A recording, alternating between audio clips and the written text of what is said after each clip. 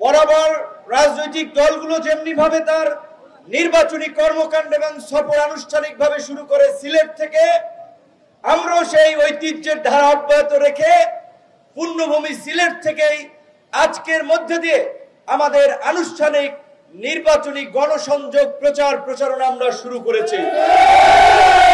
তাই আমি আপনাদের এলাকার কৃতি সন্তান, যার জীবনের যৌবনের তারুণ্যের সময় 4 দশক ধরে দেশের বাইরে প্রবাসের মাটিতে কাটিয়েছেন, হাড় ভাঙা পরিশ্রম করে প্রতিষ্ঠিত হয়েছেন, নিজের হালাল অর্থে দেশের এবং এলাকার মানুষের পাশে থাকার চেষ্টা করেছেন, সহযোগিতা করেছেন এবং এই তারুণ্যের নতুন রাজনৈতিক দল গণ অধিকার পরিষদ প্রতিষ্ঠার পেছনেও অগ্রণী ভূমিকা পালন করেছেন।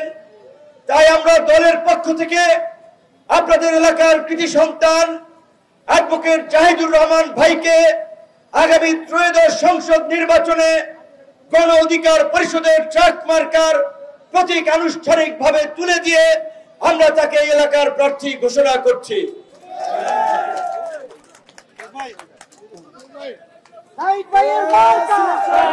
আমাদের কোন মার্কা আছে?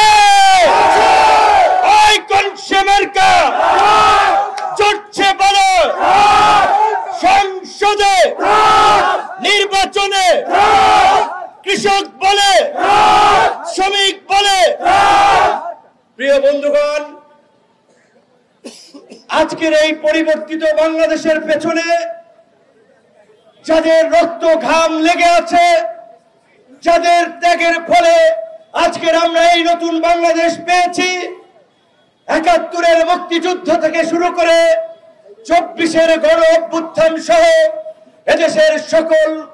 আচ্ছা, যমুনা টিভির এক ভাই বলছে একটু হেল্প করা, যে মিডিয়ার একটু ফুটেজ দিতে একটু হেল্প করেন সবাই। এই ২৪-এর গণ অভ্যুত্থানে যারা নিহত হয়েছেন, সেই সকল গণতন্ত্রের সকল শহীদদের, আহত পঙ্গুত্ব বরণকারী জীবিত থাকা আমাদের ভাই বন্ধুদের আজকের এই সমাবেশ থেকে আমরা শ্রদ্ধাভরে স্মরণ করছি, মৃতদের আত্মার মাগফিরাত কামনা করছি। আপনারা জানেন, এই বিয়ানীবাজারের মতো একটা উপজেলা থেকেও 7 জন আমাদের বন্ধুরা চলে গিয়েছে। আমরা স্মরণ করছি সেই তৈয়ব আলীর ছেলে শহীদ নাজমুল ইসলামকে, আমরা স্মরণ করছি কয়সর আহমেদের সূর্য সন্তান শহীদ সানি আহমদকে, আমরা স্মরণ করছি মকবুল আলীর সন্তান তাজউদ্দিনকে, আমরা স্মরণ করছি রফিক উদ্দিনের সন্তান শহীদ কারি মোহাম্মদ কামরুল ইসলাম পাবেলকে, আমরা স্মরণ করছি আলাই মিয়ার সন্তান শহীদ মিনহাজ উদ্দিনকে, আমরা স্মরণ করছি মুবারক আলীর সন্তান শহীদ গৌসুদ্দিনকে, আমরা স্মরণ করছি সুরাই মিয়ার সন্তান শহীদ হাসান আহমেদকে। এই 7টি শহীদ পরিবারের প্রতি আমাদের কৃতজ্ঞতা, আমাদের হৃদয়ে নিংড়ানো সকল ভালোবাসা, যারা এই বাংলাদেশের 24-এর গণ অভ্যুত্থানকে সফল করার জন্য যারা জীবন দিয়েছেন। আপনারা জানেন, আমাদের যাত্রা, রাজনৈতিক যাত্রা শুরু হয়েছিল এই ফ্যাসিবাদের উত্তাল সময়ে, এবং সেই আন্দোলন করতে গিয়ে এই মঞ্চে এবং মঞ্চের আশেপাশে আমাদের ছাত্র যুব গণ অধিকার পরিষদের অনেক তরুণ আছে যারা বারবার রক্তাক্ত হয়েছে, যাদের রক্তে এই পিচ যারা রাজপথ রঞ্জিত হয়েছে। কিন্তু আমরা যে মানুষের মুক্তির লড়াই শুরু করেছি, আমরা আপনাদেরকে সেই মুক্তি না এনে দিয়ে আমরা ক্ষান্ত হই নাই, আমরা ঘরে ফিরে যাই নাই।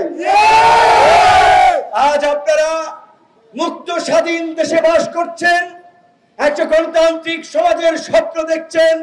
তাই আমরা বলতে চাই, এই গণ অভ্যুত্থানের সুফল জনগণের কাছে পৌঁছানোর জন্য, জনগণের অধিকার সুরক্ষিত করার জন্য আমরা যে হানাহানি, মারামারি, হিংসা, বিদ্বেষ মুক্ত একটা নতুন বাংলাদেশের স্বপ্ন দেখেছিলাম, যেই বাংলাদেশে রাজনৈতিক মত পথের পার্থক্য থাকা সত্ত্বেও মানুষ চায়ের দোকানে বসে কুশল বিনিময় করবে, মসজিদে গেলে বুক মিলাবে, মন্দিরে কিংবা পূজার মণ্ডপে শুভেচ্ছা বিনিময় করবে। এই ধরনের একটা সম্প্রীতির যে নতুন বাংলাদেশ আমরা কল্পনা করেছিলাম, আমরা মনে করি নতুন রাজনীতি এবং নতুন নেতৃত্ব ব্যতীত এই নতুন বাংলাদেশ বিনির্মাণ সম্ভব নয়।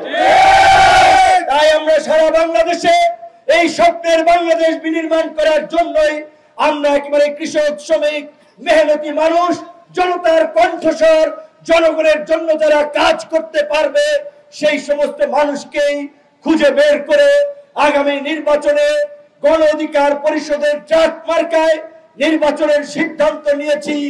তবে যদি দেশ এবং জাতির বৃহত্তর স্বার্থে গণ অভ্যুত্থানের আকাঙ্ক্ষা বাস্তবায়নে আমাদেরকে যদি কারো সাথে জোট করাও লাগে, আমাদের সম্ভাব্য জায়গাগুলো আসলে আমাদের প্রার্থীরা থাকবে এবং তারা ট্রাক প্রতীকেই নির্বাচন করবে। আপনারা জানেন ইতিমধ্যেই নির্বাচন কমিশনের যে গণপ্রতিনিধিত্ব অধ্যাদেশ, সেটিতে বলা হয়েছে কোন কোন দল যদি জোট করে ভোট করতে হবে নিজের মার্কায়। আমরা নির্বাচন কমিশনের এই সিদ্ধান্তকে সাধুবাদ জানাই, স্বাগত জানাই। যেহেতু গণ অধিকার পরিষদ একটি নিবন্ধিত দল, এই সিলেট ৬ এই বিয়ানীবাজার গোলাপগঞ্জ থেকে গণ অধিকার পরিষদের ট্রাক মার্কায় আগামী নির্বাচন করবে আমাদের অ্যাডভোকেট জাহিদ ভাই। বন্ধুগণ, আপনাদের এই সিলেট অঞ্চল শিক্ষা, দীক্ষা, অর্থনৈতিক ক্ষেত্রে অন্যান্য অঞ্চলের চেয়ে কিছুটা এগিয়ে এবং এই অঞ্চলের অনেক মানুষ দেশের বাইরে থাকে।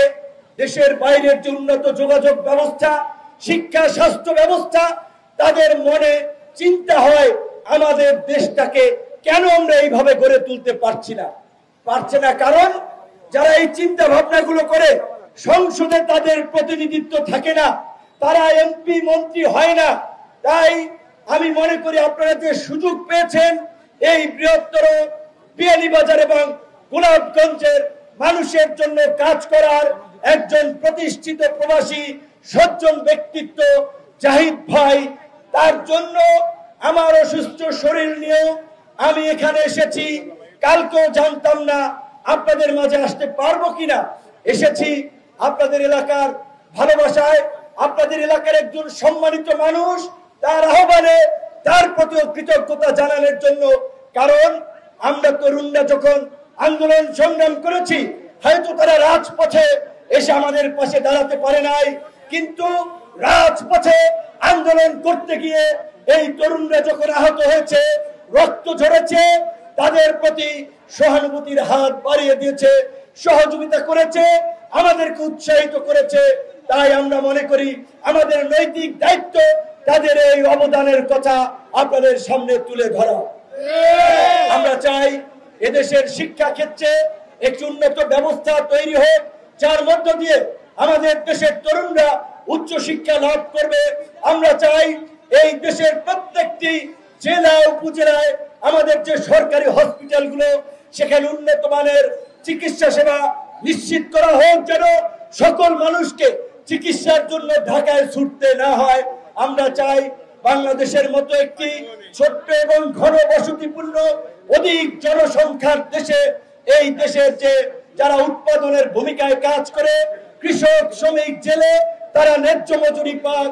আমরা চাই এই দেশের মানুষের মধ্যে বৈষম্য ঘুচে যাক, এইটাই আমাদের আকাঙ্ক্ষা। এই স্বপ্ন বাস্তবায়নেই আমাদের টেকনাফ থেকে তেঁতুলিয়া, রূপসা থেকে পাচুরিয়া, সারা বাংলাদেশে ছুটে বেড়ানো। তবে একটা কথা পরিষ্কার বলে দিতে চাই, টেলিভিশন, পত্র পত্রিকায় আপনারা অনেক দেখেছেন আমরা রক্তাক্ত হয়েছি আন্দোলন সংগ্রাম করতে গিয়ে, কিন্তু এখন সময় এসেছে আমাদের এই পরিবর্তনের সংগ্রামকে সাফল্যে রূপদান করার জন্য একটি ভোটের মাধ্যমে এই নতুন বিপ্লবকে সফল করা। কিন্তু আপনারা যদি সেই ভুল করেন, তাহলে এই দেশের রাজনীতিতে ওই পুরানো চাঁদাবাজি, ধান্দাবাজি, ভাগ বাটোয়ারা, মানুষের উপরে জুলুম করা, জিম্মি করার সেই রাজনীতি ফিরে আসবে।